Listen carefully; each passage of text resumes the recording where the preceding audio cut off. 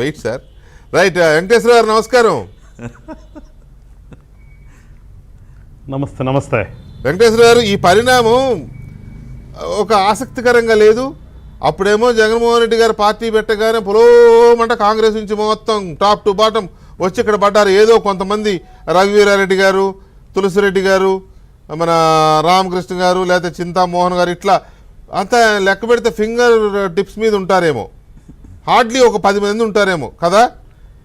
ఈ బొత్స గారు, ధర్మన గారు, ఎక్కడెక్కడ మహామహులందరూ వెళ్ళిపోయారు. ఉరిదీయాలన్నోళ్ళు వెళ్ళిపోయారు, లేకపోతే కాల్చి చంపాలన్నోళ్ళు అందరూ వెళ్ళిపోయారు అక్కడికి, జగన్మోహన్ రెడ్డి గారి దగ్గరికి. సో ఇప్పుడు ఆ స్థాయి వాళ్ళు మళ్ళీ ఇటువైపు చూస్తున్నారు.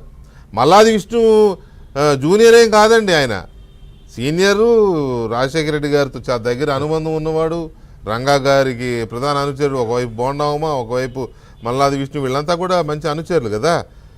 సో ఇలాంటి సిచ్యువేషన్ని మనం ఎలా అర్థం చేసుకోవాలో అర్థం కావట్లా.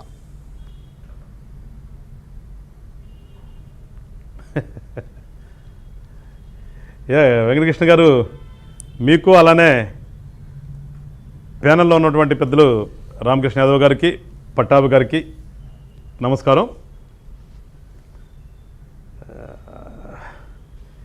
ఇప్పుడు అంతా విధి చాలా బలీయమైనదని చెప్పేసి మనం అప్పుడప్పుడు వింటూ ఉంటామండి. ఆ విధి ఎట్లా అవుతుంది చూడండి. ఆ విధి, కాంగ్రెస్ మా అన్నని లోపల పెట్టింది. దీర్ఘాలు ఏం కూడా పాపం రాజశేఖర గారి లాగా కాంగ్రెస్ మా కుటుంబానికి అన్యాయం చేసింది అన్నామేమో రేపొద్దున్నే కాంగ్రెస్లో చేరబోతుంది. ఇప్పుడు ఇందాక మీరు అన్నారు, ఎందుకు వైసీపీ వాళ్ళందరూ చాలా హ్యాపీగా ఫీల్ అవుతున్నారు షర్మిల గారు కాంగ్రెస్లో చేరితే అని. అంటే ఇప్పుడు ఇక్కడ మనం అర్థం చేసుకోవాల్సింది ఏంటంటే, ఈ రాష్ట్రంలో జరుగుతున్న పరిణామాలు, ఒకసారి నా వాయిస్ నాకు వస్తుందండి, ఒకసారి చూడండి. మాట్లాడండి తగ్గించేది. స్పీకర్ తగ్గించే. పోతే తెలంగాణలో వేరు, ఆంధ్ర రాష్ట్రంలో వేరు కాంగ్రెస్ పరిస్థితి. తెలంగాణలో అంటే తెలంగాణ ప్రజలకి మంచి చేసింది కాంగ్రెస్. అక్కడ వాళ్ళ కోరికను తీర్చింది కాంగ్రెస్ పార్టీ. అక్కడ వాళ్ళ కోరికను తీర్చింది కాబట్టి ఈ రోజున సరే కాంగ్రెస్కి 2 టర్మ్లు అయిపోయిన తర్వాత అయినా కానీ 10 ఏళ్ల తర్వాత కాంగ్రెస్ని ఆదరించారు అక్కడ. కానీ వీళ్ళు మర్చిపోతుంది ఏంటంటే, ఆంధ్ర రాష్ట్రంలో ప్రజలకు వ్యతిరేకంగా చేసింది కాంగ్రెస్. ఇక్కడ ప్రజల మనోభావాలకు వ్యతిరేకంగా చేసింది. ఇక్కడ ఉన్నటువంటి నాయకులు, సరే నాయకులు ఆ రోజున కొంతమంది ఒప్పుకున్నారు, కొంతమంది ఒప్పుకోలేదు అనేది పక్కన పెడితే, ఒక భావన ఏంటంటే ఆంధ్ర రాష్ట్రానికైతే కాంగ్రెస్ పార్టీ అన్యాయం చేసింది. మరీ ముఖ్యంగా షర్మిల గారి కుటుంబానికి పెద్ద అన్యాయం చేసింది, ఇంకా ఎక్కువ అన్యాయం చేసింది. ఇవాళ అన్యాయం చేసినటువంటి ఆమె అన్యాయాలన్నీ మర్చిపోయి కాంగ్రెస్ పార్టీలోకి వెళ్తుంది. మరి వీళ్ళంతా ఆ రోజున అన్యాయం చేసింది కాంగ్రెస్ పార్టీ అని చెప్పి మీరు ఇందాక చెప్పినట్టుగా మొత్తం బులోమంటూ వైఎస్ఆర్ పార్టీలోకి వచ్చేసారు. కాంగ్రెస్ పార్టీ అన్యాయం చేసిందేనా కదా. ఇవాళ మళ్ళా 10 సంవత్సరాల తర్వాత వీళ్ళందరికీ మళ్ళీ కాంగ్రెస్ చాలా మంచి పార్టీగా కనిపిస్తుంది ఇప్పుడు మీరు చెప్పే ప్రకారం ఇవాళ. కానీ అంటే వీళ్ళ ఆలోచన ఏంటంటే, ఏదైతే ఈ రాష్ట్రంలో జగన్మోహన్ రెడ్డి గారికి పూర్తిగా వ్యతిరేకత ఉందో, ఈ రాష్ట్రంలో ఇంకా వైఎస్ఆర్ పార్టీ అనేది ఇబ్బంది పడుతూ వాళ్ళు ఏమీ కూడా ఇంకా ఇక్కడ జెండా పీకేద్దామనే ఒక ఆలోచనలోకి వచ్చారో, ఈ ఆలోచనకు వచ్చినప్పుడు ఏదో చెప్తారు కదా వ్యతిరేక ఓటు. ఇప్పుడు మా నాయకుడు ఏమన్నాడు, వ్యతిరేక ఓటు చేయాలని ఎవరు. సో నేను తెలుగుదేశం పార్టీతో పొత్తు పెట్టుకుని రానున్నటువంటి రోజుల్లో ఈ ఆంధ్ర రాష్ట్రాన్ని రక్షించుకోవాలని ఒక ఆలోచనతో మేము తెలుగుదేశం పార్టీ చేయలేని తర్వాత, ఇవాళ వీళ్ళ ఆనందం ఏంటంటే, వైసీపీ వాళ్ళ ఆనందం ఏంటంటే, ఈ చీలిపోయే ఓటు కాంగ్రెస్కి వెళ్తుందేమో, సో మా ఓట్లు మాకే ఉంటాయి, తెలుగుదేశంకి జనజానికి ఉన్నటువంటి పర్సెంటేజ్ అంతే ఉంటుంది.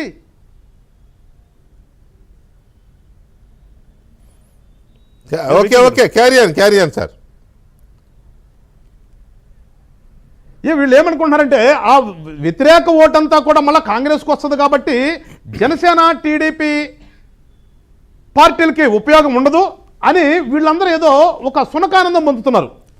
కానీ నేను ఇందా చెప్పినట్టుగా ఇక్కడ అర్థం చేసుకోవాల్సింది ఏంటంటే మనం కాంగ్రెస్ పార్టీ అనేది ఆంధ్ర రాష్ట్రంలో ఆంధ్ర రాష్ట్ర ప్రజలకి ఆంధ్ర రాష్ట్రానికి అన్యాయం చేసిందనే భావనలో ఇక్కడ ప్రజలు ఉన్నారు. వాళ్ళేమో షర్మిల గారు రాగానేనో లేకపోతే ఈ వైఎస్ఆర్ పార్టీలో టికెట్లు ఇవ్వకుండా ఉన్నటువంటి వాళ్ళు మొత్తం గుంపుగత్తగా వెళ్ళిపోయి మళ్ళీ కాంగ్రెస్ పార్టీలో చేరినందువల్ల నాకు తెలిసినంతవరకు ఒక్క ఓటు కూడా ట్రాన్స్ఫర్ కాదు. వాళ్ళ ఓట్ల వరకు ఏమైనా వెళ్తాయని తప్పితే ఎవరైతే వెళ్తారో వాళ్ళ ఓట్ల వరకు వెళ్తాయని తప్పితే వాళ్ళ ఇంట్లో వాళ్ళ ఓట్లు కూడా కాంగ్రెస్ పార్టీకి వెళ్ళే అవకాశం ఛాన్స్ ఈ టర్మ్లో అయితే లేదు, ఖచ్చితంగా లేదు. మేము ఖచ్చితంగా చెప్పగలుగుతాను 100% రేపు 24లో జరగబోయే ఎలక్షన్లో ఎట్టి పరిస్థితుల్లో కూడా వైఎస్ఆర్ పార్టీ ఓడిపోతుంది. వైఎస్ఆర్ పార్టీ మీద ఉన్నటువంటి వ్యతిరేక ఓటు మొత్తం కూడా గుంపగత్తగా టీడీపీ జనసేన భాగస్వామ్యానికి వస్తుంది తప్పితే వీళ్ళేదో ఈ ఓట్లన్నీ కూడా ఈ కాంగ్రెస్ వాళ్ళు మళ్ళీ అక్కడ పోతే వీళ్ళు కూడా వెళ్ళిపోతారు అంటే ఈ రాష్ట్ర ప్రజలందరూ కూడా ఈ కాంగ్రెస్ వాళ్ళు చుట్టూతో తిరుగుతున్నారు అని ఒక భావనలో ఉన్నారు కాంగ్రెస్ పార్టీలో ఉన్నటువంటి పెద్దలందరూ కూడా. కానీ ఆ రోజు నుంచి కాంగ్రెస్ పెట్టుకుని ఉన్న వాళ్ళని ఏమో అనలేం. కానీ మనం ఇవాళ ఎవరైతే వెళ్తున్నారో చూడండి, ఆ రోజున జగన్మోహన్ రెడ్డి గారు అంట పరిగెత్తినప్పుడు వాళ్ళందరూ కూడా మాట్లాడారు కదా, సోనియా గాంధీ గారిని తిట్టారు, కాంగ్రెస్ పార్టీలో పెద్దలందరినీ తిట్టారు. మళ్ళీ ఇవాళ వీళ్ళందరూ కూడా ఏదో వైఎస్ షర్మిల గారు రాగానే ఆమె వెనకాల పరిగెత్తడానికి సిద్ధంగా ఉన్నామని చెప్పేసి మీరు ఇందాక కోట్ చేస్తారు. సీనియర్ చింతామోహన్ లాంటి వాళ్ళు కూడా, చింతామోహన్ గారు లాంటి వాళ్ళు పెద్దలు కూడా ఆశాభావాన్ని వ్యక్తం చేస్తున్నారు ఇదని. కానీ నేను చెప్తున్నానండి, ఈ రాష్ట్రంలో ఎట్టి పరిస్థితుల్లో కూడా 24 ఎలక్షన్లకు అయితే మాత్రం కాంగ్రెస్ పార్టీ అనేదానికి తావు లేదు. కాంగ్రెస్ పార్టీ అనేదానికి ఎలాంటి కూడా సోటు లేదు ఈ రాష్ట్రంలో. ఎందుకంటే ఇవాళ పరిణామాలు చూసాం. ఇదే కాంగ్రెస్ పెద్దలు, ఈ సోకాళ్ళు కాంగ్రెస్ పెద్దలందరూ కూడా ఈ వైఎస్ఆర్ పార్టీలో చేరి ఈ రాష్ట్రానికి ఎంత అన్యాయం చేశారో చూసాం, ఈ రాష్ట్రానికి ఎంత దుర్మార్గం చేశారో చూసాం, ఈ రాష్ట్రంని ఎంత దివాళా దీపించారో చూసాం. మళ్ళీ ఎట్లా అండి ఆంధ్ర రాష్ట్ర ప్రజలు మళ్ళీ వీళ్ళందరినీ ఎట్లా ఆదరిస్తారని చెప్పేసి వాళ్ళు కలగంటున్నారు. ఎట్లా అనుకుంటున్నారు అసలు? ఇట్స్ నథింగ్ అండి. అసలు ఎట్టి పరిస్థితుల్లో కూడా జరగని పని అది. అంటే కాంగ్రెస్ పార్టీ తెలంగాణ ఇచ్చి ఏపీలో శత్రువు అయింది, అలాగని తెలంగాణలో కూడా 10 ఏళ్ళు శత్రువుగానే ఉండిపోయింది. అఫ్కోర్స్ రాజకీయాలు అలాగే ఉంటాయేమో. మరి అదే బీజేపీ కూడా అంతే కదా, కాంగ్రెస్ బీజేపీ కలిసే రాష్ట్ర విభజన చేశాయి. అది తెలంగాణ ప్రజల మనోభావాలు అనుకున్నారు, ఇచ్చారు. ఏపీలో శత్రువులు అయ్యారు. అది దానివల్ల ఆ పార్టీలు మూట కట్టుకున్నదేం లేదు. తెలంగాణలో కూడా ఆ పార్టీలకు ఒరిగింది ఏం లేదు. అది ప్రజల్లో కొంత ఆ పార్టీల పట్ల సింపతి కూడా ఉండొచ్చు కదా, లేదని ఎలా అంటాం. కాకపోతే ఎంతవరకు కాంగ్రెస్ పార్టీ గెయిన్ అవుతుంది అనే దానికంటే మొత్తం అదే రక్తం ఇక్కడ నుంచి వెళ్ళి వైసీపీలో ఉన్న రక్తమే మళ్ళీ ఇప్పుడు బ్యాక్ వస్తుంది. అంటే కొత్త సీసాలో పాత సారా, మళ్ళీ పాత సీసాలో పాత సారా, ఇట్లా పేర్లు ఏదైనా పెట్టుకోవాలి. పాత సీసాలో పాత సారా నింపుతున్నారు అని. ఆ పాత సీసాలో పాత సారా అనే కానీ దానికి ఒక కొత్త ఫ్లేవర్ ఏంటంటే షర్మిల అనే ఒక కొత్త ఫ్లేవర్.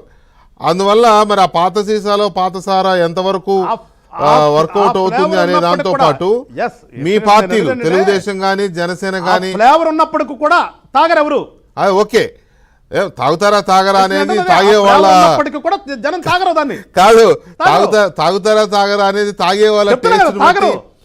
నేను అనేది మీకు అర్థం చేసుకోండి, తాగే వాళ్ళ టేస్ట్ని బట్టి. కొంతమంది ఏమో బ్రహ్మాండమైన ఫారిన్ బ్రాండ్ దొరికితేనే తాగుతారు, కొంతమంది ఏమో మామూలు లోకల్ బ్రాండ్స్ తాగుతారు, కొంతమంది ఇప్పుడు మీ ఏపీలో దొరికే తయారవుతున్న బ్రాండ్లు కూడా తాగేస్తున్నారు కదా, తాగి ప్రాణాల మీద తెచ్చుకుంటున్నారు. కొంతమంది ఏమో ఏంటయ్యి ఒక్క నిమిషం శానిటైజర్ తాగిన వాళ్ళు ఉన్నారు, మందు దొరక్క ఏదో తాగాలి కాబట్టి. కొంతమంది ఏమో వైట్నర్లు తాగిన వాళ్ళు ఉన్నారు ఆ మత్తు కోసం. ఇట్లా అవసరం, మత్తు అనే దానికి అలవాటు పడినప్పుడు ఏదో ఒకటి తాగాలి. డబ్బులు లేకపోతే అది తాగాలి, డబ్బులు ఉంటే ఇది తాగాలి. రాజకీయాలు అనే మత్తు కోసం ఏదో ఒక పార్టీ. సో ఈ సిచ్యువేషన్లో కాంగ్రెస్ పార్టీకి వెళ్ళే ఈ పాత సారా ఎలా కాంగ్రెస్ పార్టీని ఇది చేయగలుగుతుంది, షర్మిల గారు దాన్ని మళ్ళీ ఎలా కొత్త జవసత్వాలు తీసుకొస్తారు అనేది కూడా చాలా చర్చగా ఉంది. అట్ ది సేమ్ టైం అక్కడికి వెళ్ళిపోయి అమ్మనాభూతులు తిట్టిన వాళ్ళు, ఇక డైరెక్ట్గా మాట్లాడుతున్నాను నేను, అమ్మనాభూతులు తిట్టిన వాళ్ళు ఇవాళ పచ్చకండు వాళ్ళు కప్పుకుంటున్నారు. కప్పుకోనివ్వండి, కప్పుకునే వాళ్ళకి కప్పే వాళ్ళకి లేని బాధ మధ్యలో జనానికి ఏమొచ్చింది. కానీ అలాగే మీరు కొంతమంది కండువాలు కప్పేడానికి రెడీ అయిపోయారు. మీరు కప్పేశారు కూడా ఒక ఎమ్మెల్సీ గారికి, తప్పే లేదు. పార్టీల రాజకీయాలు అన్న తర్వాత వస్తూ ఉంటారు పోతూ ఉంటారు, ఇదంతా ఇదే. కానీ గతం ఎలా మర్చిపోతారు ఆయన మమ్మల్ని అనేది తిట్లా. గతం ఆయన ఎలా మమ్మల్ని మర్చిపోతారు తిట్లా అనేది నాకు అర్థం కావట్లేదు. జగన్మోహన్ రెడ్డి గారికి అంత కోపం ఎక్కువ, అటువంటి వాళ్ళని ఎంటర్టైన్ చేయడం అంటారు, కానీ ఆయన కూడా ధర్మాన ప్రసాద్ గారిని బొత్స సత్యనారాయణ గారిని ఆయన కూడా తీసుకున్నాడు. సో ఈ అంశాలు మీరు చర్చిద్దాం ఒక చిన్న బ్రేక్ తర్వాత.